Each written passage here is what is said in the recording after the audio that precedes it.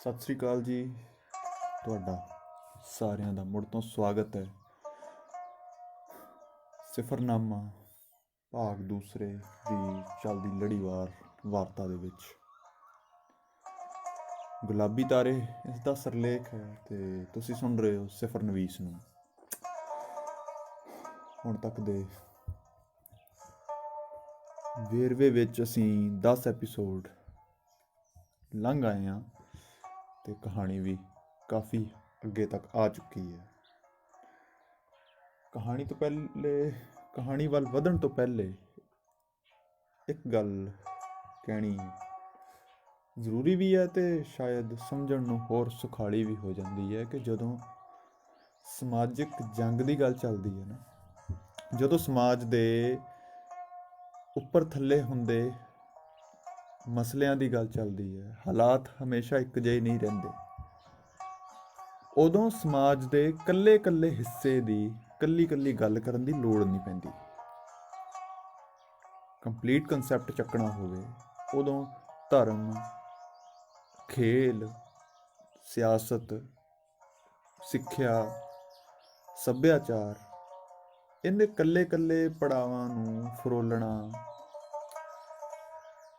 ਇਹ ਐਵੇਂ ਹੋ ਜਾਂਦਾ ਹੈ ਕਿ ਜਿਵੇਂ ਤੁਸੀਂ ਖੁਦ ਨੂੰ ਕਿਸੇ ਕੰਫਰਟ ਜ਼ੋਨ ਜਾਂ ਆਪਣੀ ਸ਼ਖਸੀਅਤ ਉਸਾਰੀ ਦੇ ਵਿੱਚ ਇੱਕ ਹਿੱਸਾ ਬਣ ਕੇ ਰਹਿ ਗਏ ਹੋ, ਖਾਲੀ ਇੱਕ ਹਿੱਸੇ ਵਿੱਚ ਵੰਡੇ ਗਏ ਹੋ ਵੀ ਤੁਸੀਂ ਸਿਰਫ ਉਹ ਕੰਮ ਕਰ ਸਕਦੇ,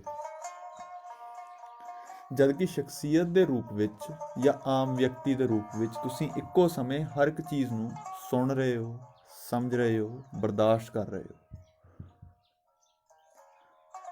ਸਿੱਖਿਆ ਵਿੱਚ ਵੀ ਇਹ ਗੱਲ ਬਹੁਤ ਜ਼ਰੂਰੀ ਹੈ। ਜਦੋਂ ਅਸੀਂ ਸਿੱਖਿਆ ਗ੍ਰਹਿਣ ਕਰਨ ਜਾਂਦੇ ਹਾਂ, ਵਿਸ਼ਾ ਚੁਣਨਾ ਹੈ ਆਪਣੀ ਪਰਪੱਕਤਾ ਲਈ, ਉਹ ਸਿਰਫ ਤੇ ਸਿਰਫ ਆਪਣੀ ਕਾਬਲੀਅਤ ਦੀ ਗੱਲ ਹੈ।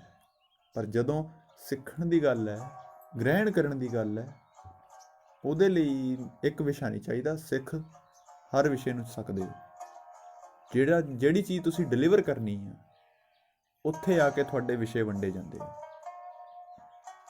ਔਰ ਉਸ ਵਿਸ਼ੇ ਵੰਡੇ ਜਾਣ ਤੋਂ ਬਾਅਦ ਵੀ ਉਸ ਇਕੱਲੇ ਵਿਸ਼ੇ ਦਾ ਸੰਬੰਧ ਹਰ ਇੱਕ ਹਿੱਸੇ ਨਾਲ ਹੈ। ਜੇ ਤੁਸੀਂ ਅਧਿਆਪਕ ਹੋ ਤੇ ਤੁਹਾਡਾ ਮੁਰਾਤਬਾ ਪ੍ਰਸ਼ਾਸਨ ਨਾਲ ਵੀ ਪਏਗਾ, ਇੱਕ ਇੰਡੀਵਿਜੂਅਲ ਇਕਹਿਰੇ ਇਕਾਈ ਮਨੁੱਖ ਨਾਲ ਵੀ ਪਏਗਾ, ਛੋਟੇ ਬੱਚੇ ਨਾਲ ਵੀ ਵਾਹ ਪਏਗਾ ਤੇ ਸ਼ਾਇਦ ਮੁਲਕ ਦੇ ਹਾਕਮ ਨਾਲ ਵੀ ਵਾਹ ਪੈ ਸਕਦਾ। ਇਹ ਅਧਿਆਪਕ ਲਈ ਤਿਆਰੀ ਰੱਖਣੀ ਜ਼ਰੂਰੀ ਹੁੰਦੀ ਹੈ। ਪ੍ਰਸ਼ਾਸਨਿਕ ਇਕਾਈ ਦੇ ਵਿੱਚ ਤੁਹਾਨੂੰ ਨਹੀਂ ਪਤਾ ਕਿ ਤੁਹਾਡੇ ਤੋਂ ਇਨਸਾਫ ਦੀ ਗੁਹਾਰ ਲੈ ਕੇ, ਤੁਹਾਡੇ ਤੋਂ ਕੋਈ ਕੰਮ ਦੀ ਮੰਗ ਲੈ ਕੇ ਕੌਣ ਆਏਗਾ। ਆਮ ਨਾਗਰਿਕ ਜਾਂ ਕੋਈ ਪ੍ਰਸ਼ਾਸਨਿਕ ਅਧਿਕਾਰੀ ਜਾਂ ਕੋਈ ਹਾਕਮ ਨੂੰ ਵੀ ਲੋੜ ਪੈ ਸਕਦੀ ਹੈ ਕਿ ਤੇਰੇ ਇਲਾਕੇ ਵਿੱਚ ਮੈਨੂੰ ਇਸ ਤਰ੍ਹਾਂ ਦੀ ਪਰੇਸ਼ਾਨੀ ਹੈ ਤੇ ਮੈਨੂੰ ਇਹ ਕੰਮ ਲੱਭ ਕੇ ਕਰਕੇ ਜਾਂ ਕੋਈ ਕਿਸੇ ਤਰੀਕੇ ਨਾਲ ਤਿਆਰੀ ਕਰਕੇ ਦੇ, ਕੋਈ ਡਾਟਾ ਪ੍ਰੋਵਾਈਡ ਕਰਵਾ, ਕੋਈ ਇਨਫੋਰਮੇਸ਼ਨ ਦੇ। ਪ੍ਰਸ਼ਾਸਨਿਕ ਅਧਿਕਾਰੀ ਲਈ ਵੀ ਹਰ ਕਿਸੇ ਨਾਲ ਇੰਟਰੈਕਟ ਹੋਣ ਲਈ, ਮੁਖਾਤਬ ਹੋਣ ਦੀ ਤਿਆਰੀ ਜ਼ਰੂਰੀ ਹੁੰਦੀ ਹੈ।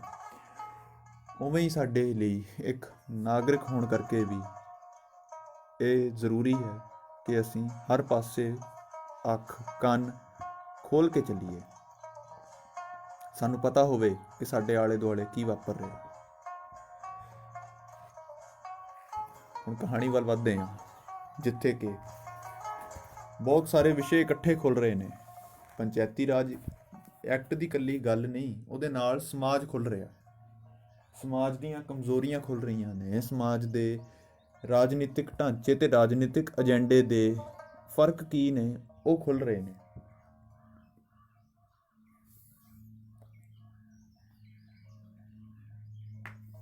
ਤਰਨਜੀਤ ਸਿੰਘ ਦੇ ਖਾਮੋਸ਼ ਹੋਣ ਤੋਂ ਬਾਅਦ ਅਨੰਦਪੁਰ ਦੀ ਰੈਲੀ ਵਿੱਚ ਡਾਕਟਰ ਸਰਬਜੀਤ ਕੌਰ ਦੇ ਬੋਲਣ ਦੀ ਵਾਰੀ ਆਈ ਹੈ ਤੇ ਉਹ ਬੋਲਣ ਵੀ ਲੱਗੇ ਨੇ। ਹੁਣ ਕੀ ਕੁਝ ਕਹਿੰਦੇ ਨੇ ਜਾਣਦੇ ਹਾਂ। ਦੁਆਵਾਂ ਲੱਦਿਓ ਭਾਗਾਂ ਵਾਲਿਓ, ਤੁਹਾਡੇ ਸਾਰਿਆਂ ਦੀ ਖੁੱਲ੍ਹ ਦਿਲੀ ਤੇ ਅਮਨ ਸ਼ਾਂਤੀ ਦੇ ਮਾਹੌਲ ਦੀ ਬਹੁਤ ਵੱਡੀ ਸ਼ੁਕਰਗੁਜ਼ਾਰ ਹਾਂ ਮੈਂ। ਇਸ ਸ਼ੁਕਰਾਨੇ ਤੋਂ ਵੱਡੀ ਹੋਰ ਕੋਈ ਦੁਆ ਨਹੀਂ ਜੋ ਤੁਹਾਡੇ ਵਾਸਤੇ ਵਰਤੀ ਜਾਵੇ। ਮੈਂ ਵੱਖ-ਵੱਖ ਕਾਲਜਾਂ ਵਿੱਚ ਪੰਜਾਬ ਦੀ ਭੂਗੋਲਿਕ ਵਿਵਸਥਾ ਤੇ ਬਿਊਰੇ ਸੰਬੰਧੀ ਕਾਫੀ ਕੁਝ ਸਾਂਝਾ ਕਰਦੀ ਆਈ ਹਾਂ। ਇਸ ਲਈ ਮੈਂ ਆਪਣੀ ਗੱਲ ਇਸੇ ਵਿਸ਼ੇ ਉੱਤੇ ਕਰਨੀ ਹੈ। ਫੈਸਲਾ ਤੁਸੀਂ ਆਪ ਕਰ ਲਿਓ ਕਿ ਅੱਗੋਂ ਕੀ ਕਰਨਾ ਚਾਹੀਦਾ ਹੈ। ਜਦੋਂ ਵੀ ਕੁਦਰਤੀ ਸੰਸਾਧਨਾਂ ਦੀ ਕਮੀ ਦੀ ਗੱਲ ਚੱਲਦੀ, ਉਦੋਂ ਭਾਵਨਾਤਮਕ ਰੂਪ ਤੋਂ ਵਰਗਲਾ ਕੇ ਸਾਡੀ ਕਿਰਸਾਨੀ ਨਾਲ ਜੁੜੇ ਪਰਿਵਾਰਾਂ ਨੂੰ ਆਪਣੀ ਜ਼ਿੱਦ ਪੁਗਾਉਣ ਲਈ ਵਾਰ-ਵਾਰ ਵਰਤਿਆ ਜਾਂਦਾ ਹੈ। ਅਸੀਂ ਬਸ ਤਮਾਸ਼ਾ ਵੇਖਦੇ ਰਹਿ ਜਾਂਦੇ ਹਾਂ। ਸਭ ਤੋਂ ਪਹਿਲਾਂ ਤਾਂ ਪਾਣੀ ਦੀ ਗੱਲ ਕਰੀਏ, ਜਿਸ ਦਾ ਖਦਸ਼ਾ ਵਾਰ-ਵਾਰ ਭੂਗੋਲ ਸ਼ਾਸਤਰੀਆਂ ਵੱਲੋਂ ਜ਼ਾਹਿਰ ਕੀਤਾ ਜਾਂਦਾ ਰਿਹਾ ਹੈ ਕਿ ਪੀਣ ਵਾਲੇ ਪਾਣੀ ਦਾ ਪੱਧਰ ਭਾਰੀ ਨਿਘਾਰ ਦੇ ਅਧੀਨ ਹੈ। ਝੋਨੇ ਦੀ ਖੇਤੀ ਨੂੰ ਫੌਰੀ ਤੌਰ 'ਤੇ ਰੋਕਣ ਦੀ ਸਿਫਾਰਿਸ਼ ਖੇਤੀਬਾੜੀ ਵਿਭਾਗ ਕਿੰਨੀ ਵਾਰ ਕਰ ਚੁੱਕਾ ਹੈ, ਪਰ ਮਹਿੰਗੇ ਬੋਰਵੈਲ ਦੇ ਖਰਚੇ ਤੋਂ ਲੈ ਕੇ ਲੰਬੇ ਕਰਜ਼ੇ ਚੁੱਕ ਕੇ ਖੇਤੀਬਾੜੀ ਕਰਨ ਵਾਲਿਆਂ ਦਾ ਲੱਕ ਇੱਕ ਅੱਧ ਬੇਵਕਤੀ ਗੜੇਮਾਰੀ ਹੀ ਤੋੜ ਦਿੰਦੀ ਹੈ। ਮੇਰੇ ਕੁਝ ਸਵਾਲਨੁਮਾ ਤੱਥ ਨੇ, ਤਵੱਜੋ ਚਾਹਾਂਗੀ ਸਾਰੇ ਹੀ ਜ਼ਰੂਰ ਧਿਆਨ ਦੇਣ। ਸਭ ਤੋਂ ਪਹਿਲਾਂ, ਕੀ ਕਦੇ ਪੰਚਾਇਤਾਂ ਨੇ ਪਿੰਡ ਪੱਧਰ ਉੱਤੇ ਕਿਸਾਨਾਂ ਦੀ ਰਾਇਸ਼ੁਮਾਰੀ ਕਰਕੇ ਕੋਈ ਆਰਥਿਕ ਸੰਕਲਪ ਸਿਰਜਿਆ, ਜਿਹਦੇ ਨਾਲ ਵੱਡੇ ਘਰ ਸਰਦੇ ਪੁੱਜਦੇ ਲੋਕ ਕਿਰਸਾਨੀ ਵਿੱਚ ਕਰਜ਼ੇਦਾਰੀ ਦੇ ਗੋਤੇ ਖਾ ਰਹੇ ਪਰਿਵਾਰਾਂ ਵਾਸਤੇ ਕੋਈ ਦਸਵੰਧ ਕੱਢਣ ਦਾ ਪ੍ਰਬੰਧ ਕੀਤਾ ਜਾਵੇ? ਪਿੰਡਾਂ ਵਿੱਚ ਬੰਨੇ ਵੱਟ ਦੇ ਰੌਲੇ, ਕਤਲਾਂ ਤੋਂ ਲੈ ਕੇ ਪੰਚਾਇਤੀ ਰਾਜ਼ੀਨਾਮੇ ਦੇ ਪਰਚੇ ਤੱਕ ਕੱਟੇ ਜਾਂਦੇ ਨੇ। ਸੂਦ ਵਿਆਜ ਦੇ ਪੈਸੇ ਦੇਣ ਦਾ ਕੰਮ ਬੈਂਕ ਦੇ ਬਰੋਬਰ ਆੜ੍ਹਤੀਆਂ ਵੀ ਰੱਖਿਆ ਹੋਇਆ, ਪਰ ਉਹੀ ਸਾਰੇ ਤਾਣੇ ਬਾਣੇ ਅੰਦਰ ਕੀ ਕਦੇ ਇਹ ਵੀ ਉਦਮ ਹੋਇਆ ਕਿ ਜਿਹੜੇ ਕਿਸਾਨਾਂ ਦੀ ਫਸਲਾਂ ਪੂਰਾ ਮੁੱਲ ਮੋੜ ਜਾਣ, ਉਹ ਗੁਰਦੁਆਰੇ, ਮੰਦਰਾਂ, ਪੀਰਾਂ ਫਕੀਰਾਂ ਦੇ ਲੰਗਰ ਲਗਾਉਣ ਦੀ ਬਜਾਏ ਇੱਕ ਸਾਂਝਾ ਫੰਡ ਤਿਆਰ ਕਰਨ, ਉਹਨਾਂ ਕਿਸਾਨ ਬਜ਼ੁਰਗਾਂ ਦੇ ਕਰਜ਼ੇ ਦੀ ਅੱਧੀ ਰਕਮ ਅਦਾਇਗੀ ਵਾਸਤੇ ਜਿਨ੍ਹਾਂ ਦੀ ਫਸਲ ਘਾਟੇ 'ਚ ਰਹੀ? ਇਹਦੇ ਲਈ ਭਾਵੇਂ ਮੈਂਬਰਸ਼ਿਪ ਜਾਰੀ ਕਰ ਲਓ, ਜਾਂ ਹੁਣ ਵੀ ਇਸ ਤਜਵੀਜ਼ ਨੂੰ ਸੋਚ ਲੈਣਾ ਕਿ ਇਮਾਨਦਾਰੀ ਨਾਲ ਕਿੰਨਿਆਂ ਕੁ ਧਨਾਢਾਂ ਦੀਆਂ ਜੇਬਾਂ ਵਿੱਚੋਂ ਇਹ ਦਸਵੰਧ ਨਿਕਲਣਾ। ਦੂਸਰੀ ਗੱਲ, ਸਰਕਾਰੀ ਮੰਗਾਂ ਵੇਲੇ ਕਿਸਾਨਾਂ ਦੀ ਇਕੱਤਰਤਾ ਪੂਰੀ ਜ਼ੋਰ ਸ਼ੋਰ ਨਾਲ ਹੁੰਦੀ ਹੈ। ਜਿਵੇਂ ਅੱਜ ਵੀ 60% ਹਾਜ਼ਰੀ ਕਿਸਾਨਾਂ ਦੀ ਹੈ। ਕਣਕਾਂ ਦੀ ਰਾਖੀ ਕਿਹਨੇ ਕਰਨ ਲੱਗਣਾ? ਜਾਂ ਐਤਕੀ ਬੀਜੀਆਂ ਹੀ ਨਹੀਂ? ਖੈਰ, ਇਹਨਾਂ ਗੱਲਾਂ ਉੱਤੇ ਅੱਜ ਤੋਂ ਬਾਅਦ ਚੰਗੀ ਤਰ੍ਹਾਂ ਵਿਚਾਰ ਜ਼ਰੂਰ ਕਰੋਗੇ, ਕਿਉਂਕਿ ਮੈਨੂੰ ਪਤਾ ਹੈ ਬੀਬੀ ਗੁਲਨਾਜ਼ ਕੌਰ ਜੀ ਦੇ ਆਪਣੇ ਘਰ ਵਾਲੇ ਦੀ ਕੁਰਬਾਨੀ ਦੇ ਭਾਵਪੂਰਕ ਭਾਸ਼ਣ, ਕਿਸਾਨਾਂ ਦੇ ਹੱਕ 'ਚ ਆਖਰੀ ਸਾਹ ਤੱਕ ਚੱਲਣ ਦੇ ਦਾਅਵੇ, ਇਹ ਪੰਜਾਬ ਦੀ ਸਿਆਸਤ ਦਾ ਪੁਰਾਣਾ ਸੁਭਾਅ ਹੈ ਵੀਰੋ। ਹੋਸ਼ ਕਰਿਆ ਕਰੋ, ਕਿਸੇ ਨੇ ਨਹੀਂ ਬੋੜਨਾ, ਕਿਸੇ ਨੇ ਵੀ ਨਹੀਂ। ਕਿਸਾਨ ਦੀਆਂ ਮੰਗਾਂ ਕਰਜ਼ਾ ਮਾਫੀ ਦੀ ਜ਼ਿੱਦ ਉੱਤੇ ਜਦੋਂ ਤੱਕ ਟਿਕੀਆਂ ਰਹਿਣਗੀਆਂ, ਉਦੋਂ ਤੱਕ ਸਿਆਸੀ ਲੋਕ ਤੁਹਾਨੂੰ ਤਰਸਾਉਣਗੇ, ਭਰਮਾਉਣਗੇ ਤੇ ਵਰਗਲਾਉਣਗੇ ਵੀ। ਸਾਡੀਆਂ ਮੰਗਾਂ ਤਾਂ ਰੇਹ ਸਪਰੇਹਾਂ ਦੀ ਘੱਟ ਵਰਤੋਂ ਕਰਕੇ ਨਵੀਆਂ ਖੇਤੀ ਦੀਆਂ ਨੀਤੀਆਂ ਅਪਣਾ ਕੇ ਇਕਜੁੱਟ ਹੋਣ ਦੀਆਂ ਹੋਣ, ਜਿਸ ਮਗਰੋਂ ਸਾਡਾ ਕੇਂਦਰ ਸੂਬਾ ਸਰਕਾਰ ਤੋਂ ਹਰ ਫਸਲ ਲਈ ਵਾਜਬ ਮੁੱਲ ਤੇ ਸਹੀ ਖਰੀਦਦਾਰੀ ਨੂੰ ਮੰਗਣਾ ਹੈ, ਜਿਹਦੇ ਪ੍ਰਤੀ ਹਮੇਸ਼ਾ ਸਾਰਿਆਂ ਵੱਲੋਂ ਢਿੱਲ ਰਹੀ ਹੈ। ਤੀਸਰੀ ਗੱਲ, ਉਹਨਾਂ ਨੌਜਵਾਨਾਂ ਲਈ ਜਿਹੜੇ ਕਿਸਾਨਾਂ ਨੂੰ ਵਾਰ-ਵਾਰ ਵੰਗਾਰਦੇ ਨੇ ਸੜਕਾਂ ਉੱਤੇ ਉਤਰਨ ਲਈ।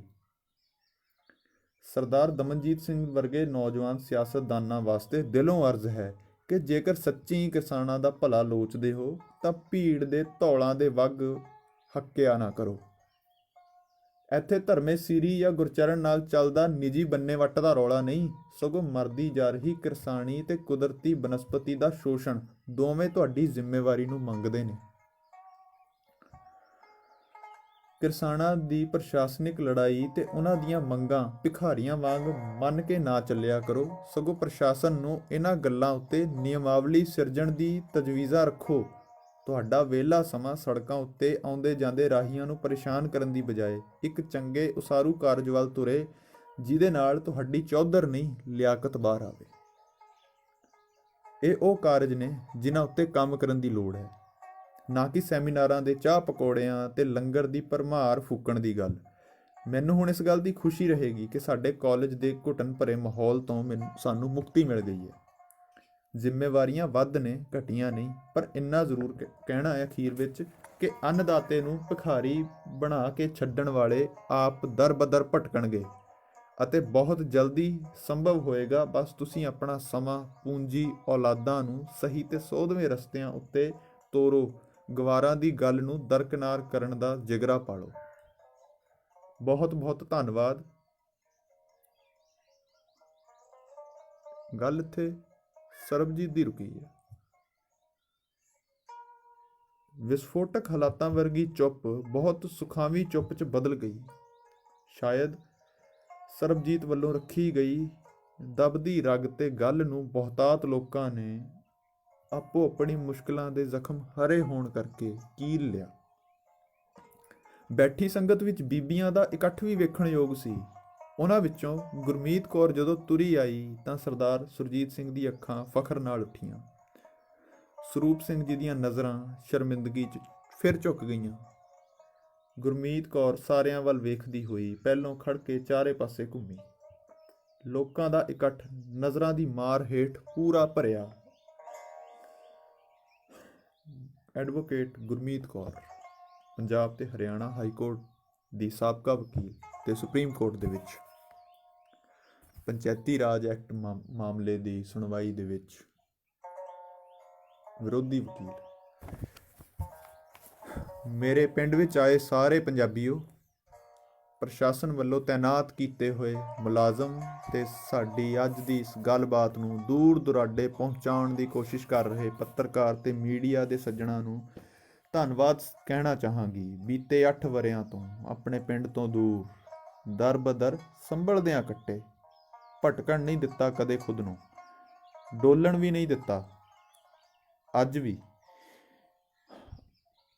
ਅੱਜ ਵੀ ਕਿਹਾ ਜਾ ਰਿਹਾ ਸੀ ਕਿ ਗੁਰਮੀਤ ਕੌਰ ਦੀ ਜਾਨ ਨੂੰ ਸਭ ਤੋਂ ਵੱਧ ਖਤਰਾ ਹੈ, ਪਰ ਫਿਰ ਵੀ ਭਰੋਸਾ ਹੈ ਕਿ ਗੱਲ ਸਮਝੀ ਜ਼ਰੂਰ ਜਾਏਗੀ। ਸਭ ਤੋਂ ਪਹਿਲੀ ਗੱਲ ਤਾਂ ਇਹ ਹੈ ਕਿ ਮੈਂ ਇੱਥੇ ਕੋਈ ਵੀ ਮਜਬੂਰੀ ਜਾਂ ਮਾਫੀ ਵਾਸਤੇ ਨਹੀਂ ਖੜੀ ਹੋਈ। ਨਾ ਮੈਨੂੰ ਇਹ ਕਹਿਣ ਵਿੱਚ ਰਤਾ ਭਰ ਵੀ ਝਿਜਕ ਹੈ ਕਿ ਇਸ ਪੰਚਾਇਤੀ ਪ੍ਰਣਾਲੀ ਨੇ ਲੱਖਾਂ ਦੇ ਹਿਸਾਬ ਨਾਲ ਘਰ ਬਰਬਾਦ ਕੀਤੇ, ਅਰਬਾਂ ਦੇ ਹਿਸਾਬ ਨਾਲ ਸਰਕਾਰੀ ਲੁੱਟ ਮਚਾਈ ਤੇ ਬੇਹਿਸਾਬ ਠੱਗੀਆਂ ਪੰਚਾਇਤੀ ਫੈਸਲਿਆਂ ਰਾਹੀਂ ਹੋਈਆਂ, ਜਿਸ ਦੀ ਸੁਣਵਾਈਆਂ ਹੁਣ ਵੀ ਅਦਾਲਤਾਂ ਵਿੱਚ ਠੰਡੀਆਂ ਪੈ ਚੁੱਕੀਆਂ ਨੇ। ਕਦੇ ਅਦਾਲਤਾਂ ਦੀ ਫਰਦਾਂ ਫਰੋਲ ਕੇ ਵੇਖ ਲੈਣਾ, ਇਨਸਾਫ ਕਿੰਨਾ ਜ਼ਿੱਲਤ ਵਿੱਚ ਉੱਥੇ ਹਰ ਪਲ ਨਾਇਨਸਾਫੀਆਂ ਕਰਦਾ। ਇਹ ਵੇਖ ਕੇ ਵੀ ਰੂਹ ਕੰਬੇਗੀ। ਇਨਸਾਫ ਪ੍ਰਤੀ ਬੇਸਬਰੀ, ਇਨਸਾਫ ਪ੍ਰਤੀ ਆਪੋ ਆਪਣੀ ਜ਼ਿੱਦ ਸਾਡੇ ਅੱਗੇ ਰਿਸ਼ਵਤਖੋਰੀ ਹੀ ਨਹੀਂ, ਪੈਰ ਪੈਰ ਤੇ ਮੌਤ ਦਾ ਖਤਰਾ, ਮੁੱਲ ਦਾ ਇਨਸਾਫ ਦਿਵਾਉਣ ਦੀ ਦਲਾਲੀ ਕਰਨ ਨੂੰ ਮਜਬੂਰ ਕਰਦਾ। ਸੱਚ ਪੁੱਛੋ ਤਾਂ ਵਕਾਲਤ ਦੇ ਪਰਦੇ ਕਚਹਿਰੀਆਂ ਤੋਂ ਵੀ ਲੁਕੇ ਹੋਏ ਨੇ। ਗੁਨਾਹ ਦੀ ਦੁਨੀਆ ਸਾਡੇ ਸਿਰਾਂ ਉੱਤੇ ਭਾਰੂ ਹੋਈ ਪਈ ਹੈ। ਅਸੀਂ ਕਿਹਨੂੰ ਕੀ ਕਹੀਏ? ਜਿਸ ਸਮਾਜ ਨੂੰ ਅੰਨ੍ਹੇਵਾਹ ਬਗਾਵਤ ਵਿੱਚ ਧੱਕਿਆ ਜਾਂਦਾ ਹੈ, ਉਸੇ ਸਮਾਜ ਵਿੱਚ ਇਮਾਨਦਾਰ, ਨੇਕ ਦਿਲ ਅਫਸਰ, ਵਕੀਲ, ਅਧਿਆਪਕ, ਪ੍ਰਸ਼ਾਸਕ ਆਪਣੀ ਹੋਂਦ ਵਾਸਤੇ ਛਟਪਟਾਉਂਦੇ ਨਜ਼ਰੀ ਆਉਂਦੇ ਨੇ। ਉਹ ਕੀ ਕਰਨ? ਨਕਾਰਾ ਹੋਈ ਕਾਰਜ ਪ੍ਰਣਾਲੀ ਵਿੱਚ ਕਮੀਆਂ ਤੁਰਸ਼ੀਆਂ ਦਾ ਨਿਪਟਾਰਾ ਮੁਜ਼ਾਹਰੇ ਕਿਵੇਂ ਹੋਏ ਭਲਾ? ਹਰ ਤਬਕਾ, ਹਰ ਇੱਕ ਤਰਾਸਦੀ ਵਿੱਚ ਸਭ ਤੋਂ ਪਹਿਲਾਂ ਸਾਡਾ ਜ਼ੋਰ ਪੁਲਿਸ ਪ੍ਰਸ਼ਾਸਨ ਉੱਤੇ ਭਾਰੀ ਪੈਣ ਦਾ ਹੁੰਦਾ ਹੈ। ਤੇ ਸਾਡੀ ਮਜਬੂਰੀਆਂ ਦਾ ਸਿਤਮ ਵੀ ਇਹ ਕਿ ਸਾਡੇ ਸਮਾਜ ਵਿੱਚ ਇਨਸਾਫ ਵੀ ਲੜਨ ਵਾਲੇ ਤੈਅ ਕਰਦੇ ਨੇ ਕਿ ਕੌਣ ਸਹੀ ਤੇ ਕਿਹੜਾ ਗਲਤ। ਮੋਹਰ ਲਗਵਾਉਂਦੇ ਨੇ ਅਦਾਲਤਾਂ ਤੋਂ। ਇਦੋਂ ਵੱਧ ਹਨੇਰਗਰਦੀ ਵੇਖੀ ਜਾ ਸਕਦੀ ਭਲਾ? ਸਾਡੇ ਮੂਹਰੇ ਇਹ ਸੌਖੀ ਜਿਹੀ ਗੱਲ ਵਾਂਗ ਰੱਖ ਦਿੱਤਾ ਜਾਂਦਾ ਹੈ ਕਿ ਇੱਥੇ ਇਨਸਾਫ ਬਹੁਤ ਦੇਰ ਨਾਲ ਮਿਲਦਾ ਹੈ। ਭਲਾ ਜਲਦੀ ਦੀ ਕੋਈ ਪਰਿਭਾਸ਼ਾ ਤੈਅ ਕੀਤੀ ਹੈ? ਕੀ ਤੈਅ ਕਰੋਗੇ? ਹਰ ਗੁੰਡੇ ਬਦਮਾਸ਼ ਨੂੰ ਲੀਡਰ ਚੁਣਿਆ ਜਾਂਦਾ ਹੈ। ਉਹਨਾਂ ਨਾਲ ਸੰਬੰਧਿਤ ਲੋਕਾਂ ਦੇ ਕ੍ਰਾਈਮ ਕੇਸ ਸਾਨੂੰ ਵੇਖਣੇ ਪੈਂਦੇ ਨੇ। ਉੱਥੇ ਧਮਕੀਆਂ, ਲੋਭ ਦਾ ਪੈਂਦਾ ਜਾਲ ਸਾਡੀ ਨਿਆਂ ਪ੍ਰਣਾਲੀ ਨੂੰ ਖੋਖਲਾ ਕਰ ਚੁੱਕਾ ਹੈ। ਅਸੀਂ ਤੁਹਾਡੇ ਅੱਗੇ ਕਿਸ ਹੈਸੀਅਤ ਨਾਲ ਖੜ ਸਕਦੇ ਹਾਂ? ਮੇਰੀ ਸਮਝ ਤੋਂ ਇਹ ਬਾਹਰ ਹੈ। ਸਾਡੇ ਦਫ਼ਤਰਾਂ ਵਿੱਚ ਇਨਸਾਫ ਦੀ ਮੰਗ ਲੈ ਕੇ ਉਹ ਲੋਕ ਆਉਂਦੇ ਨੇ ਜਿਨ੍ਹਾਂ ਨੂੰ ਕਾਨੂੰਨ ਦੀ ਕਦਰ ਵੀ ਨਹੀਂ। ਸਾਡੇ ਕੋਲ ਇਸ ਵਕਤ ਹਾਸੋਹੀਣੀ ਹਾਲਤ ਦੀ ਉਦਾਹਰਣ ਇਸ ਤੋਂ ਬਿਹਤਰ ਕੋਈ ਨਹੀਂ ਹੋਣੀ ਕਿ ਅਧਿਆਪਕ ਨੂੰ ਪੈਸਾ ਦਿੱਤਾ ਜਾਂਦਾ ਹੈ ਕਿ ਸਾਨੂੰ ਇੰਨੀ ਕੁ ਸਿੱਖਿਆ ਇਸ ਕਿਸਮ ਦੇ ਪਾਠਕ੍ਰਮ ਨਾਲ ਦਿਓ। ਪੁਜਾਰੀ ਧਰਮ ਅਸਥਾਨਾਂ ਤੇ ਬੈਠੇ ਸਾਡੇ ਵਾਸਤੇ ਕਿਸੇ ਤੀਜੇ ਰੱਬ ਦੀ ਸਿਫਾਰਸ਼ਾਂ ਲਵਾਉਣ ਦੀ ਰਿਸ਼ਵਤ ਲੈਂਦੇ ਨੇ ਤੇ ਅੱਜ ਵੀ ਲੁੱਟ ਮਚਾਈ ਜਾਂਦੇ ਨੇ। ਵਕੀਲ ਤੇ ਜੱਜਾਂ ਨੂੰ ਹਦਾਇਤ ਦਿੱਤੀ ਜਾਂਦੀ ਹੈ ਕਿ ਇਨਸਾਫ ਇਸ ਪੱਖ ਦਾ ਦੇਣਾ ਹੈ। ਭਲਾ ਇਹ ਇਨਸਾਫ ਦੀ ਮੰਗ ਹੋ ਰਹੀ ਹੈ ਜਾਂ ਸਜ਼ਾ ਦੀ ਮੰਗ ਹੋ ਰਹੀ ਹੈ? ਬਹੁ ਗਿਣਤੀ ਦਾ ਦਬਾਅ ਪਾ ਕੇ ਇਨਸਾਫ ਦੀ ਮੰਗ ਕਰਨ ਵਾਲਿਆਂ ਅੱਗੇ ਇਹ ਕਿਵੇਂ ਸਮਝਿਆ ਜਾਵੇ ਕਿ ਹਕੀਕਤਾਂ ਕਿਸ ਬਿਨਾਂ ਉੱਤੇ ਤੁਰਦੀਆਂ ਨੇ? ਕਾਨੂੰਨ ਦੇ ਵਿਹੜੇ ਆ ਕੇ ਵੀ ਕਸਮ ਕੁਰਾਨ, ਗੀਤਾ ਤੇ ਗ੍ਰੰਥ ਦੀ ਅੰਜੀਲ ਉੱਤੇ ਰੱਖ ਹੱਥ ਧਰ ਕੇ ਖਾਧੀ ਜਾਂਦੀ ਹੈ। ਕਿ ਧਰਮ ਗ੍ਰੰਥਾਂ ਦੇ ਪੁਜਾਰੀ ਇਸ ਬੇਅਦਬੀ ਤੋਂ ਨਾ ਵਾਕਿਫ ਨੇ? ਵਾਰ-ਵਾਰ ਸੋਚੋ ਕਿ ਇਸ ਇਕੱਠ ਵਿੱਚ ਵਾਸਤੇ ਵੀ ਤੁਸੀਂ ਕੀ ਸੋਚਿਆ ਹੋਣਾ। ਹੁੱਲੜਬਾਜੀ ਉਹ ਤੇ ਤੁਸੀਂ ਆਖਰੀ ਵੇਲੇ ਤੱਕ ਕਦੇ ਵੀ ਕਰ ਸਕਦੇ ਹੋ, ਪਰ ਅਰਾਜਕਤਾ ਫੈਲਾ ਕੇ ਤੁਹਾਡੀ ਪ੍ਰਾਪਤੀ ਜਦੋਂ ਅਰਾਜਕਤਾ ਹੋਏਗੀ, ਕੀ ਤੁਸੀਂ ਅਰਾਜਕਤਾ ਵਿੱਚ ਜੀ ਕੇ ਖੁਸ਼ ਹੋਵੋਗੇ? ਸਰਕਾਰ ਲਾਪਰਵਾਹ ਹੈ, ਕੋਈ ਸ਼ੱਕ ਨਹੀਂ। ਇਸ ਦਾ ਬਦਲ ਅਰਾਜਕਤਾ ਉਦੋਂ ਤੱਕ ਨਹੀਂ ਹੋ ਸਕਦਾ ਜਦੋਂ ਤੱਕ ਬਦਲ ਵਾਲੇ ਤਿਆਰ ਨਾ ਹੋਣ। ਵਿਚਾਰੇ ਰਾਜਨੀਤਿਕ ਸ਼ਾਸਤਰੀ ਸਾਨੂੰ ਪੜ੍ਹਾਉਣ ਵਕਤ ਨਿਰੋਲ ਪੜ੍ਹਾ ਨਹੀਂ ਪਾ ਰਹੇ। ਸਾਹਿਤਕ ਵਿਵਾਦ ਆਪਸ ਵਿੱਚ ਟਕਰਾ ਰਹੇ ਨੇ। ਤੁਸੀਂ ਇਹਨਾਂ ਦੀ ਆਸ ਉੱਤੇ ਅਰਾਜਕ ਹੋਏ ਫਿਰਦੇ ਹੋ। ਮਝਧਾਰ ਵਿੱਚ ਬੇੜੀਆਂ ਛੱਡ ਕੇ ਭੱਜਣ ਵਾਲਿਆਂ ਨੂੰ ਕੋਈ ਇੰਨਾ ਤਾਂ ਪੁੱਛ ਲਿਆ ਕਰੋ ਕਿ ਜੇ ਖੜਨ ਜੋਗੀ ਲਿਆਕਤ ਨਹੀਂ ਤਾਂ ਕਦੋਂ ਤੱਕ ਪੂਰੇ ਸਿਸਟਮ ਦੇ ਵਿੱਚ ਬੇੜੀਆਂ ਬਣ ਕੇ ਘੁੰਮਦੇ ਰਹੋਗੇ? ਅਸੀਂ ਇਹਨਾਂ ਲੋਕਾਂ ਕਰਕੇ ਇਹ ਨਹੀਂ ਤੈਅ ਕਰ ਪਾ ਰਹੇ ਕਿ ਅਸੀਂ ਕਿਸ ਬੰਨੇ ਖੜੀਏ। ਹਾਲੇ ਤਾਂ ਫਿਰ ਵੀ ਸੌਖੇ ਜਿਹੇ ਤੁਰੇ ਹੋ ਤੁਸੀਂ, ਪਰ ਜੇ ਔਕੜਾਂ ਭੀੜਾਂ ਬਣ ਗਈਆਂ ਤਾਂ ਤੁਹਾਨੂੰ ਆਪਣੀ ਮੌਤ ਦੀ ਲਕੀਰ ਵਿੱਚ ਉਹਨਾਂ ਦੇ ਹੀ ਦਸਤਖਤ ਮਿਲਣੇ ਜਿਹੜੇ ਤੁਹਾਨੂੰ ਜ਼ਿੰਦਗੀ ਦੇ ਸੁਪਨੇ ਦਿੰਦੇ ਰਹੇ। ਕੀ ਕਰੋਗੇ? ਹੁਣ ਇੰਨਾ ਸਭ ਕੁਝ ਹੋਣ ਤੋਂ ਬਾਅਦ ਵੀ ਤੁਹਾਡੇ ਜ਼ਿਹਨ ਵਿੱਚ ਜੇ ਰਾਣੀ ਗੁਲਨਾਜ਼ ਕੌਰ ਦੇ ਰਾਹ ਸਹੀ ਨੇ ਤਾਂ ਸਾਡੀ ਕੋਈ ਵੀ ਗੱਲ ਤੁਹਾਡੇ ਬਰਖਲਾਫ ਨਹੀਂ। ਜੀ ਸਦਕੇ ਜਾ ਸਕਦੇ ਹੋ।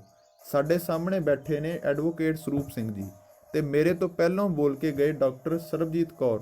ਇਹਨਾਂ ਦੇ ਬਾਪੂ ਜੀ ਸਨ ਐਡਵੋਕੇਟ ਅਮਨਦੀਪ ਸਿੰਘ ਜੀ, ਜਿਨ੍ਹਾਂ ਨੂੰ ਕਤਲ ਕੀਤਾ ਗਿਆ ਦਿਨ ਦਿਹਾੜੇ। ਕਾਤਲ ਕਿਸ ਨੂੰ ਠਹਿਰਾਏ ਜਦੋਂ ਫਾਈਲਾਂ ਗਬਨ ਕਰ ਦਿੱਤੀਆਂ ਜਾਣ?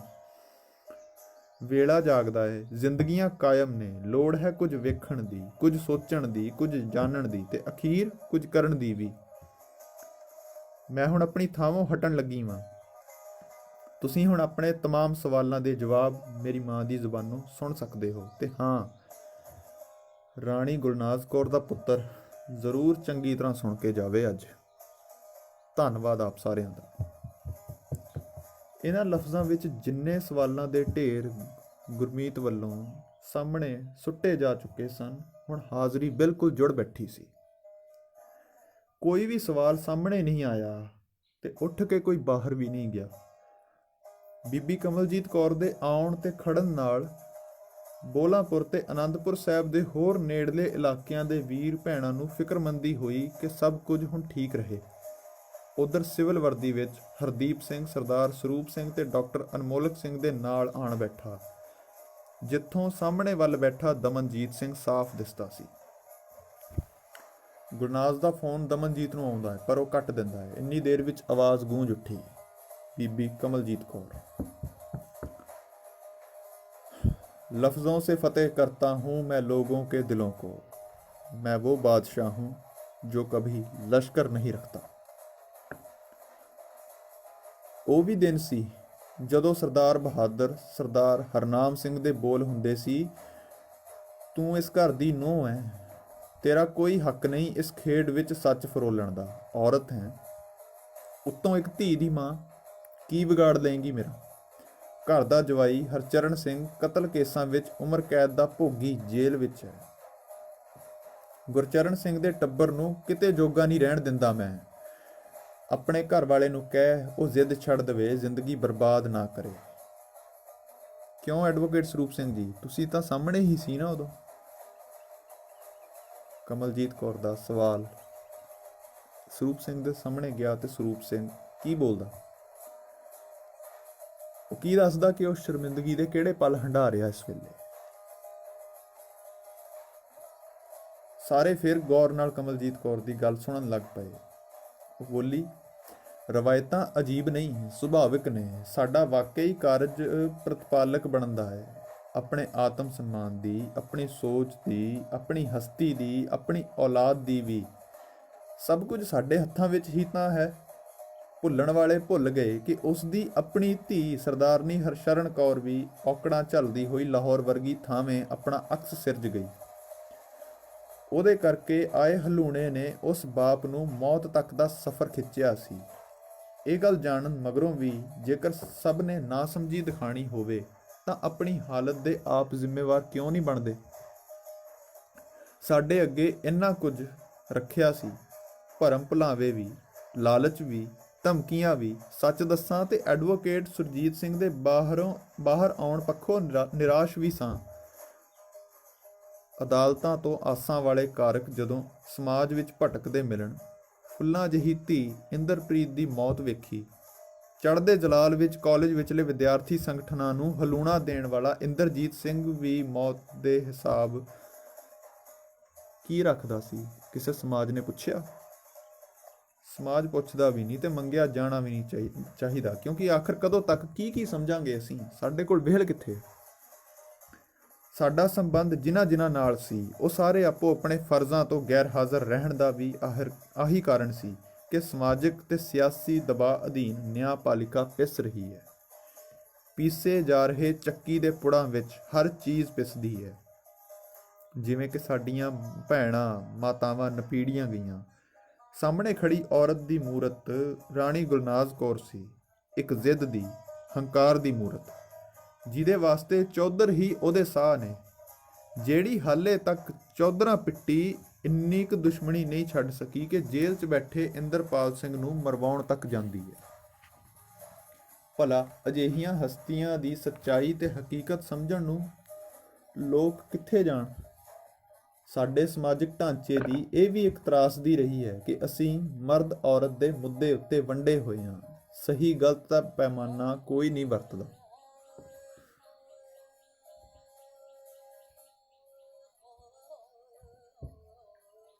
ਉਸ ਦੀ ਬੇਈਮਾਨੀ ਨੂੰ ਕਿੱਥੇ ਸਾਬਤ ਕੀਤਾ ਜਾਏਗਾ? ਕੋਈ ਇੰਨਾ ਦੱਸ ਸਕਦਾ ਹੈ ਕਿ ਉਹਨੇ ਬੀਤੇ ਵਰਿਆਂ 'ਚ ਅਜਿਹਾ ਕੀ ਕੀਤਾ ਹੈ ਜਿਹਦਾ ਸਿੱਟਾ ਇੰਨੀ ਮਕਬੂਲੀਅਤ ਹੋਵੇ, ਸਿਵਾਏ ਗਰੀਬ ਬੱਚਿਆਂ ਨੂੰ ਪੜ੍ਹਾਈ ਦੇ ਵਾਸਤੇ ਫੀਸਾਂ ਦੇ ਕੇ ਅਹਿਸਾਨ ਕਰਕੇ? ਸਿਹਤ ਸੇਵਾਵਾਂ ਦੇ ਕਾਰਜਾਂ ਵਿੱਚ ਅਮੀਰਾਂ ਵੱਲੋਂ ਕੀਤਾ ਦਾਨ ਕਦੇ ਵੀ ਅਹਿਸਾਨ ਨਹੀਂ ਹੁੰਦਾ, ਪਰ ਸਿੱਖਿਆ ਵਾਸਤੇ ਦਿੱਤੀ ਗਈ ਖੈਰਾਤ ਉੱਤੇ ਉਹਦੇ ਮਾਨਸਿਕ ਦਬਾਅ ਵਿੱਚ ਇੱਕ ਅਹਿਸਾਨਮੰਦ ਹੋਣ ਦਾ ਭਾਰ ਪਾ ਦਿੱਤਾ ਜਾਂਦਾ ਹੈ, ਜਿਹਦੇ ਸਤਾਏ ਤੁਸੀਂ ਉਹਦੀ ਹਰ ਗਲਤ ਨੀਤੀ ਨੂੰ ਵੀ ਸਹੀ ਮੰਨਣ ਦੇ ਨਾਲ ਚੱਲਣ ਦੇ ਹਾਮੀ ਹੋ ਜਾਂਦੇ ਹੋ ਤੇ ਇਹੀ ਕੁਝ ਕਰਦੇ ਆ ਰਹੇ ਹੋ। ਕਿ ਉਹਨੇ ਦਾਨ ਵੰਡਦਿਆਂ ਇਹ ਨਹੀਂ ਕਿਹਾ ਕਿ ਇਹ ਪੈਸੇ ਤੁਹਾਡੇ ਬੱਚਿਆਂ ਨੂੰ ਨਹੀਂ, ਸਰਕਾਰ ਨੂੰ ਦੇ ਰਹੀਆਂ। ਉਹ ਸਰਕਾਰ ਜਿਹੜੀ ਪਹਿਲੋਂ ਹੀ ਹਰ ਨਾਗਰਿਕ ਦੇ ਕੋਲੋਂ ਕੱਟੇ ਆਮਦਨ ਕਰ ਇਨਕਮ ਟੈਕਸ ਵਿੱਚੋਂ 3% ਰਾਸ਼ੀ ਸਿੱਖਿਆ ਵਾਸਤੇ ਰਾਖਵੀਂ ਰੱਖਦੀ ਹੈ। ਉਸ ਦੇ ਉੱਪਰੋਂ ਸੰਵਿਧਾਨ ਵਿੱਚ ਲਿਖਿਆ ਹੋਵੇ ਕਿ ਸਿੱਖਿਆ ਪ੍ਰਬੰਧ ਮੌਲਿਕ ਅਤੇ ਲਾਜ਼ਮੀ ਹਨ, ਹਰ ਬੱਚੇ ਨੂੰ ਮੁਫਤ ਸਿੱਖਿਆ ਦਿਵਾਉਣੀ। ਕਿੰਨੀ ਤਰਾਸਦੀ ਕਿ ਮੁਫਤ ਦੇਣ ਵਾਲੀ ਸਿੱਖਿਆ ਦੇ 3% ਟੈਕਸ ਵਸੂਲੀ ਮਗਰੋਂ ਵੀ ਸਰਕਾਰ ਨੂੰ ਵੱਡੀਆਂ ਫੀਸਾਂ ਦੇਣ ਵਾਲੇ ਅਦਾਰੇ ਖੁਲਵਾਉਣ ਦੀ ਲੋੜ ਪਈ ਤੇ ਧੱਕੇ ਨਾਲ ਤੁਹਾਡੇ ਉੱਤੇ ਅਹਿਸਾਨ ਜਤਾਉਣ ਵਾਲੇ ਤੁਹਾਡੀ ਹੱਕ ਦੀ ਲੁੱਟ ਨਹੀਂ ਕਰ ਰਹੇ ਤਾਂ ਹੋਰ ਕੀ ਕਰ ਰਹੇ ਨੇ?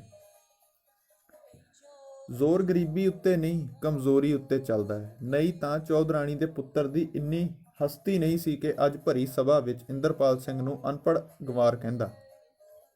ਦਿੱਕਤ ਦੇ ਦੋ ਪਾਸੇ ਨੇ। ਪਹਿਲਾ ਪਾਸਾ ਤਾਂ ਆਹੀ ਹੈ ਕਿ ਸਾਨੂੰ ਪੰਚਾਇਤਾਂ ਵਿੱਚ ਕਿਹੜੀ ਮੰਦਬੁੱਧੀ ਪੀੜ੍ਹੀਆਂ ਨੂੰ ਆਪਣੇ ਸਿਰਮੌਰ ਬਣਾਉਣਾ ਪੈਂਦਾ ਆਇਆ ਹੈ। ਨਿੱਕੀ ਗੱਲ ਪਿੱਛੇ ਹੁੰਦੇ ਕਤਲ, ਵੱਡੇ ਮਸਲਿਆਂ ਉੱਤੇ ਸਿਆਸਤ ਤੋਂ ਮੋਹਰੀ ਬਣ ਪਿੰਡ ਆਪਣੇ ਮਗਰ ਲਗਾ ਲੈਂਦੇ ਨੇ। ਵੰਡੀਆਂ ਗਈਆਂ ਭਾਈਚਾਰਕ ਸਾਂਝਾਂ ਤੇ ਮੜੇ ਗਏ ਧਰਮ ਅਸਥਾਨਾਂ ਦੇ ਹੜ੍ਹ ਨੂੰ ਠੱਲਣ ਦਾ ਕੋਈ ਹੋਰ ਹੱਲ ਹੈ ਨਹੀਂ। ਵੱਧਦੀ ਆਬਾਦੀ ਕਰਕੇ ਖੇਤਰਫਲ ਘਟਦਾ ਜਾ ਰਿਹਾ ਹੈ। ਸ਼ਾਮਲਾਟਾਂ ਉੱਤੇ ਹੁੰਦੇ ਕਬਜ਼ੇ, ਵਾਧੂ ਦੀ ਪਰੇਸ਼ਾਨੀ, ਪਿੰਡਾਂ ਵਿੱਚ ਸਥਾਈ ਰੁੱਖ ਲਗਾਉਣ ਨੂੰ ਥਾਂ ਹੀ ਹੈ ਨਹੀਂ। ਲੋਕ ਜ਼ਮੀਨਾਂ ਦੇ ਇੰਚ ਵਸੂਲ ਕੇ ਕੰਕਰੀਟ ਭਰਦੇ ਜਾ ਰਹੇ ਨੇ। ਇਹ ਸਭ ਦਰਮਿਆਨ ਕੀ ਕੁਝ ਸਿਰਜਿਆ ਜਾ ਰਿਹਾ ਵਾਤਾਵਰਣ ਸੰਬੰਧੀ। ਖੇਤੀਬਾੜੀ ਮਹਿਕਮੇ ਨੇ ਕਿੰਨੀਆਂ ਵੰਗਾਰਾਂ ਦਾ ਵੇਰਵਾ ਸਾਡੇ ਸਾਹਮਣੇ ਰੱਖਿਆ ਹੈ, ਪਰ ਕੋਈ ਧਿਆਨ ਦਿੰਦਾ ਹੈ?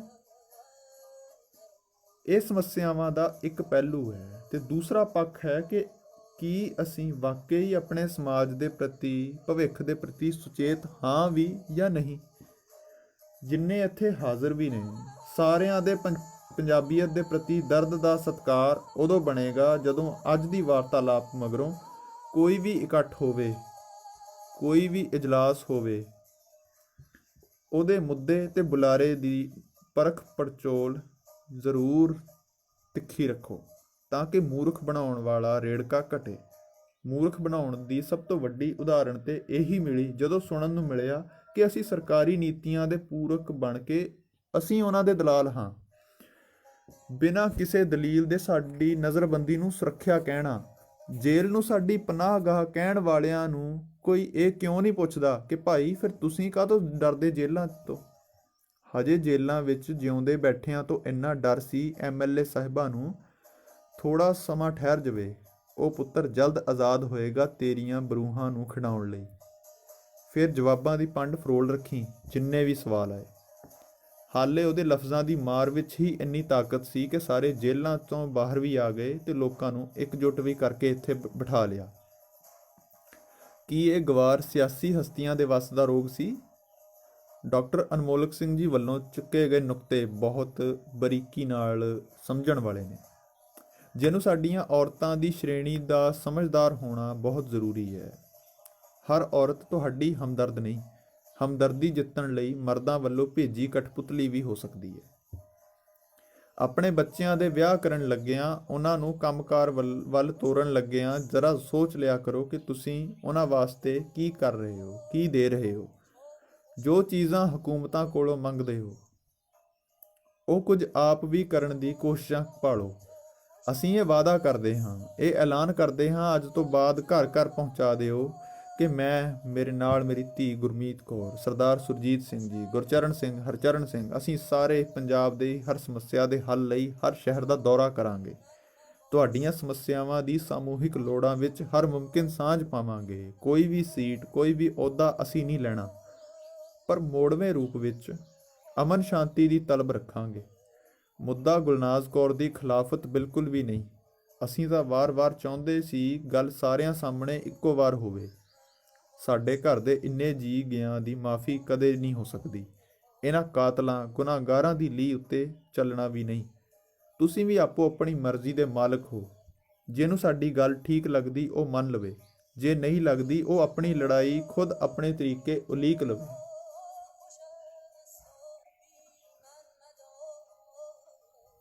ਪਰ ਇੰਨਾ ਯਾਦ ਰਹੇ ਕਿ ਆਪਣੀ ਜ਼ਿੰਮੇਵਾਰੀਆਂ ਆਪ ਚੁੱਕੋ, ਭੀੜ ਬਣ ਕੇ ਨਹੀਂ।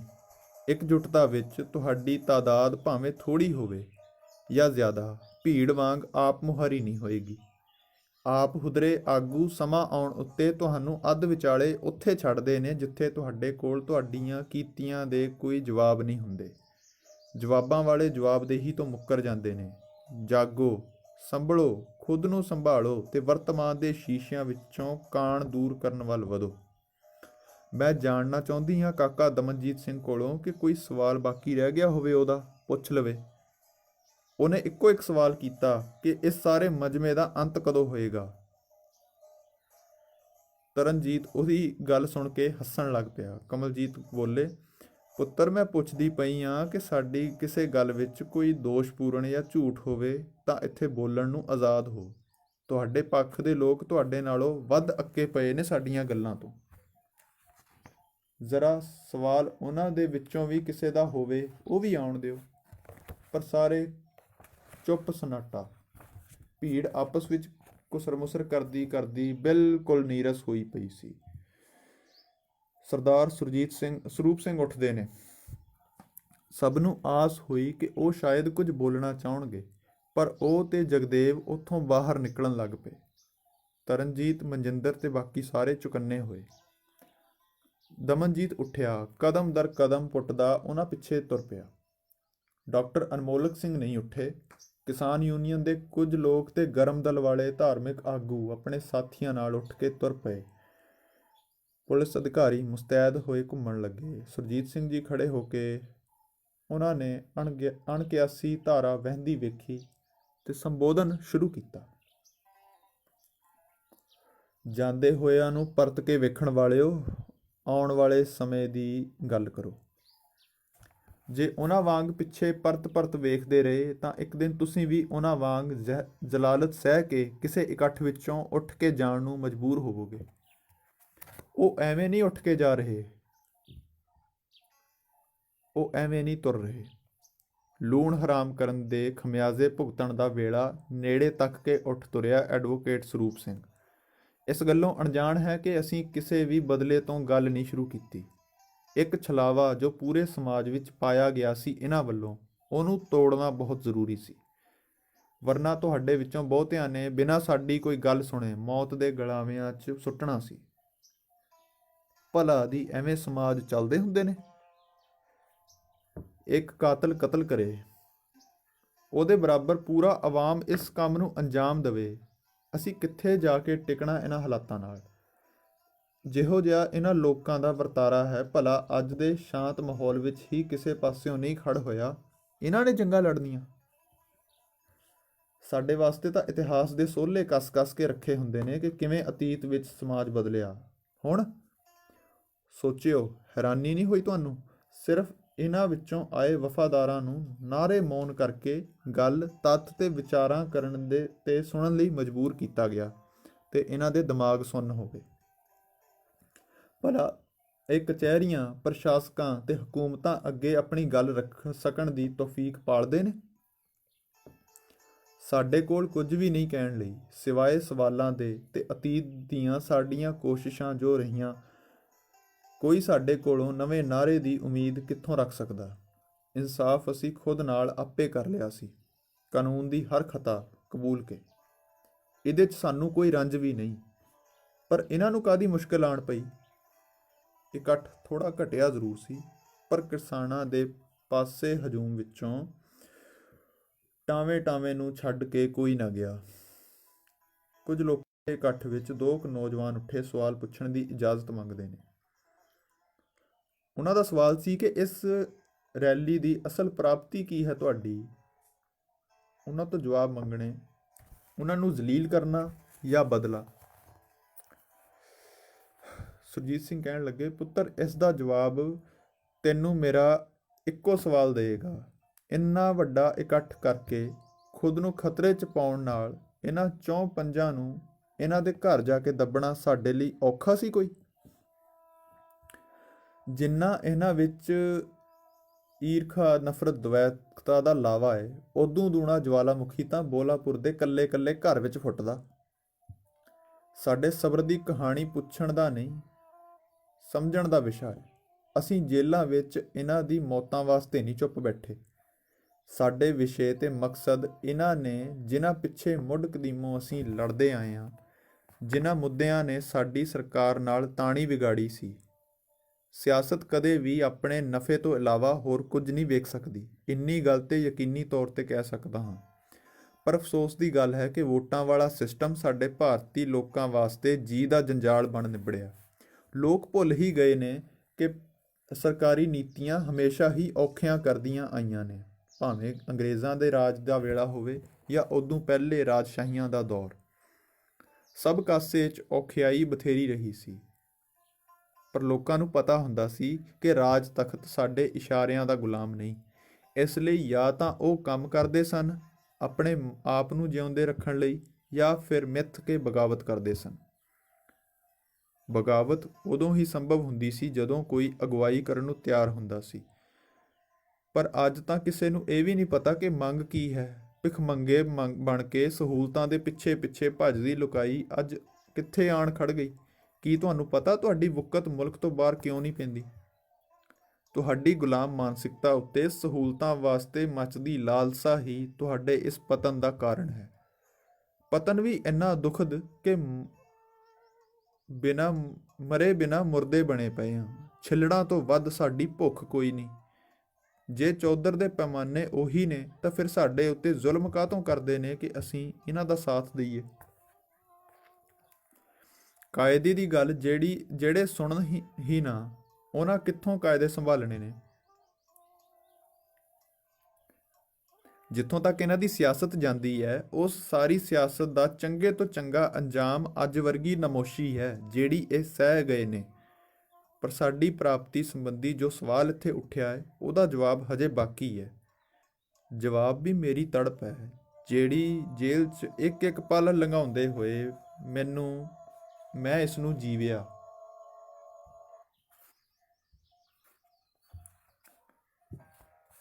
ਉਹ ਇਹ ਸੀ ਕਿ ਤੁਸੀਂ ਸਾਰੇ ਲੋਕ ਕੀ ਚਾਹੁੰਦੇ ਹੋ, ਮੈਂ ਇਹ ਜਾਣਨਾ ਚਾਹੁੰਦਾ। ਅਸੀਂ ਆਪੋ ਆਪਣੀਆਂ ਜ਼ਿੱਦਾਂ ਨਹੀਂ ਥੋਪ ਸਕਦੇ। ਤੁਸੀਂ ਮੈਨੂੰ ਸਮਝਾ ਦਿਓ ਕਿ ਤੁਸੀਂ ਕੀ ਚਾਹੁੰਦੇ ਹੋ। ਤੁਹਾਡੀ ਗੱਲ ਕਿੰਨੀ ਕੁ ਲੋਕ ਪੱਖੀ ਹੈ। ਮੈਂ ਆਪਣੀ ਗੱਲ ਰੱਖਦਾ ਜਾਵਾਂਗਾ। ਜਿਹੜੀ ਗੱਲ ਸਾਰਿਆਂ ਨੂੰ ਮੇਚ ਆਈ, ਆਪਾਂ ਉਹਦੇ ਵੱਲ ਵੱਧ ਪਵਾਂਗੇ।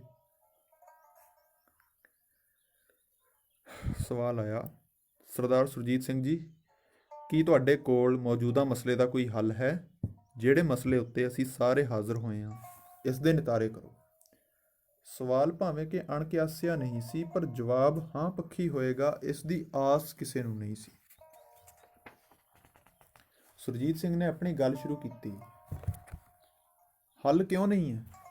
ਜ਼ਰੂਰ ਹੈ, ਪਰ ਸਾਡਾ ਇਹ ਕਹਿਣਾ ਕਿ ਤੁਹਾਡੀ ਸਾਰਿਆਂ ਦੀ ਲੋੜ ਹੈ, ਉਹਦੇ ਉੱਤੇ ਸੂਰਤ-ਏ-ਹਾਲ 'ਚ ਪੁੱਗਣੀ ਜੇ ਤੁਸੀਂ ਇਹ ਵਕਤੀ ਉਬਾਲ ਦੀ ਬਜਾਏ ਸਥਾਈ ਉਦਮ ਲੋੜਦਾ ਹੋਵੇ।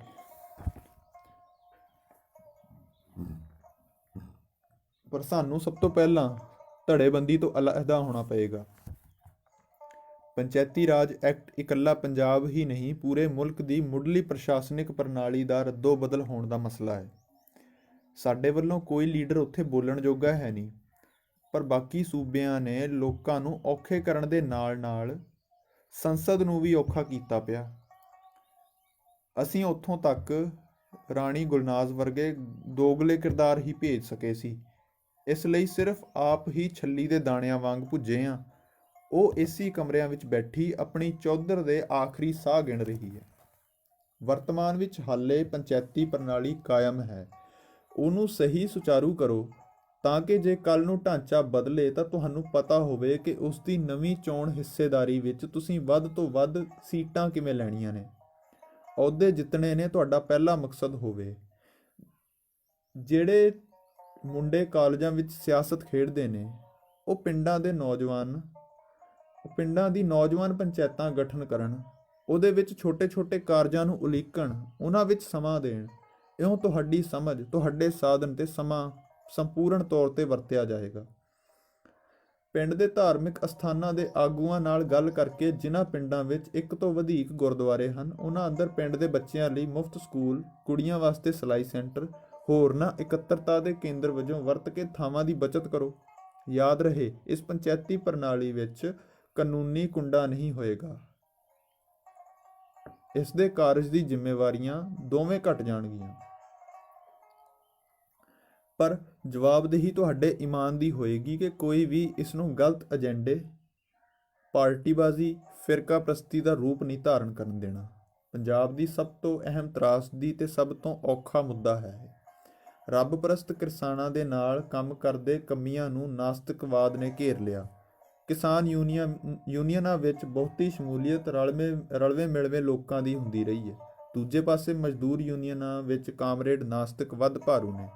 ਮਕਸਦ ਜੇਕਰ ਇਨਸਾਨੀਅਤ ਹੀ ਹੋਵੇ, ਫਿਰ ਰੱਬ ਨੂੰ ਗਾਲ ਕੱਢਣ ਦੀ ਵੀ ਲੋੜ ਕਿਉਂ ਪਈ? ਭਲਾ ਇਨਸਾਫ ਰੱਬ ਤੋਂ ਮੰਗਿਆ ਜਾ ਰਿਹਾ ਜਾਂ ਧੱਕਾ ਕਰ ਰਹੀ ਹਕੂਮਤ ਤੋਂ? ਵਿਚਾਰਧਾਰਕ ਮਸਲਿਆਂ ਨੂੰ ਸਮਾਜ ਵਿੱਚ ਰਲਗੱਡ ਕਰਨਾ, ਉਹਨੂੰ ਟਕਰਾਅ ਦੀ ਅੱਗ ਵਿੱਚ ਹੋਰ ਬਾਲਣਾ, ਇਸ ਸਭ ਕਾਸੇ ਨਾਲ ਸਮਾਜ ਵਿੱਚ ਵੰਡੀਆਂ ਤੋਂ ਇਲਾਵਾ ਕੁਝ ਵੀ ਨਹੀਂ ਹੋਇਆ।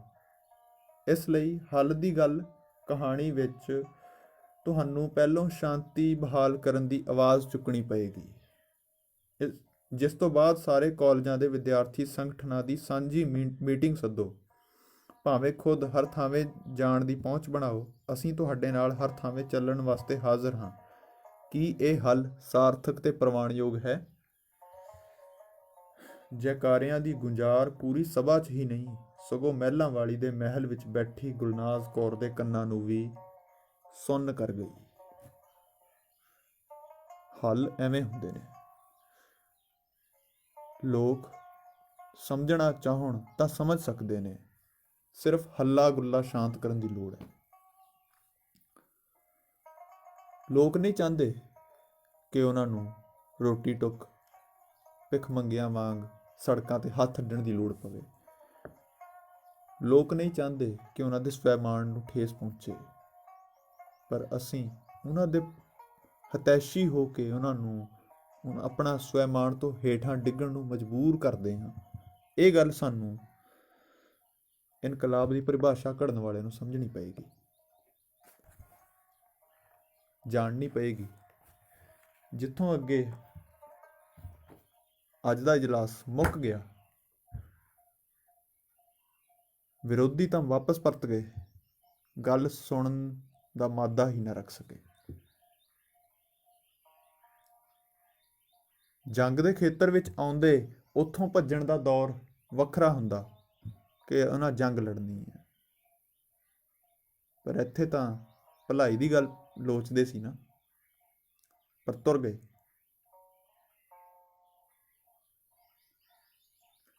ਇਸ ਤੋਂ ਅੱਗੇ ਹੁਣ ਭਗੌੜੇ ਹੋਇਆਂ ਨੇ ਕਿਹੜੇ ਰੰਗ ਕੱਢਣੇ ਨੇ, ਕੀ ਰੰਗ ਲਾਉਣੇ ਨੇ ਤੇ ਕੀ ਰੰਗ ਉਤਾਰਨੇ ਨੇ, ਇਹ ਸਭ ਜਾਣਨ ਲਈ ਅਗਲੇ ਐਪੀਸੋਡ ਤੱਕ ਇੰਤਜ਼ਾਰ ਕਰੋ। ਸੁਣਦੇ ਰਹੋ ਸਿਫਰਨਾਮਾ।